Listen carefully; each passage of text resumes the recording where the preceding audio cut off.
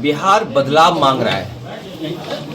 बिहार बेहतर, खुशहाली और तरक्की के रास्ते पे जाना चाहता है। बीजेपी एक षड्यंत्र के तहत, कहाँ सोचिए, इंडिया गठबंधन नीतीश जी को प्रधानमंत्री बना रहा था और आज केवल चेहरे के लिए मुख्यमंत्री हैं वो। मैं आज आपसे फिर कहता हूं, बिहार की जागरूक जनता भी ये जानती है, जितने विपक्ष के लोग हैं वो सब मंचों से कह रहे हैं कि केवल नीतीश कुमार जी को चुनाव के लिए रख रहे हैं आगे। चुनाव के बाद भारतीय जनता पार्टी उन्हें मुख्यमंत्री नहीं बनाएगी। और आप पूछ भी सकते हैं कि किस आधार पे ये बात कह रहे हैं आप। सर, आपने महाराष्ट्र में क्या हुआ, महाराष्ट्र में क्या हुआ और दूसरे प्रदेशों में भी हुआ, जिनके नाम पर जीते उन्हें वो मुख्यमंत्री नहीं बने। मध्य प्रदेश में मुख्यमंत्री कोई और बना। तो भारतीय जनता पार्टी केवल उनको सामने रख रही है और वो बीजेपी के दूल्हा जरूर हैं, लेकिन वो केवल चुनावी दूल्हा हैं, पद के लिए दूल्हा नहीं है वो। ये आप भी सब जानते हो। अखिलेश जी, अमित शाह ने बिहार चुनाव को लेकर बयान दिया है कि विपक्ष के लिए नो वैकेंसी का बोर्ड लगा है। न बिहार में सीएम की गद्दी खाली है, न दिल्ली में पीएम की। वैकेंसी जनता बनाती है, ये कोई अखबार में ऐड से या किसी के ऐड से नहीं चलता है। जनता जिसको चाहेगी वो वैकेंट हो जाएगा। और अभी यूपी में आपने देखा कि कितने वैकेंट हुए। देखिए, जो लोग क्या दावा कर रहे थे, कितनी बड़ी वैकेंसी हो गई।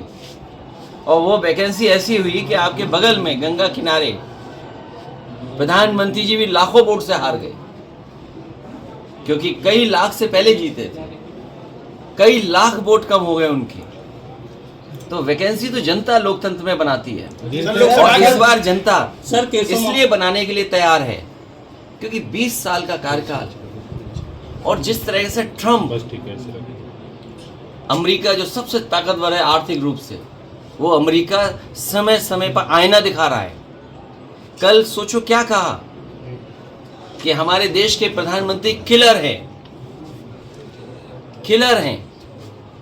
सोचिए, क्या आप कल्पना कर सकते हैं कि एक अमेरिका आपका मजाक उड़ा रहा हो, जैसे हम ये कहें कैब में किलर लग रहे हैं। इस भावना से वो प्रधानमंत्री को बोल रहे थे। सर, और फिर टैरिफ आपके बनारस में आसपास मुबारकपुर कितना बुनकर सफर कर रहा है। सोचो कितना बुनकर सफर कर रहा है। आपके टैरिफ लग रहे हैं। टैरिफ लगने का मतलब क्या हुआ, आपकी अर्थव्यवस्था चौपट हो रही है।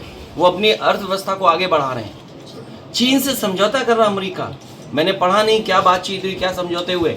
और जो देश आपकी जमीन छीन रहा है, गाजीपुर में अगर आप जाओ, पूरा आंकड़े निकाल के देखो, 1 इंच की जमीन पर सर फूट जाता है।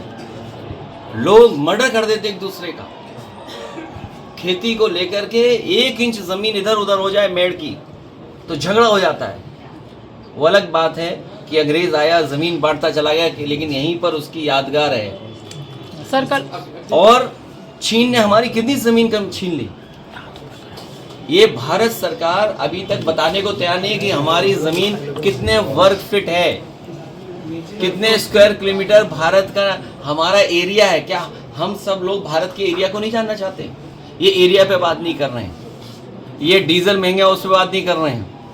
बताओ खाद कहाँ मिल रही है, डीएपी कहाँ मिल रही है? बताइए आप, किसी दुकान में मिल रही है? किसी क्या कारण है कि डीएपी खाद नहीं है? बताइए। किसान लाइन में लगा है, कई जगह जान गई किसानों की, लाइन में लगा। धान बताओ क्या खरीद गया, बिहार दूर नहीं है यहाँ से। खाद बताइए और धान क्या रेट मिल रहा है धान किसान को। जो एक्सप्रेसवे समाजवादियों ने बनाया था, इसके किनारे मंडी बननी थी। हमारे गाजीपुर के किसान खुशहाल हो जाते, मंडी बनती तो कीमत मिलती है अगर पैदावार की, सब्जियों की, अनाज की, लेकिन मंडी नहीं बनी।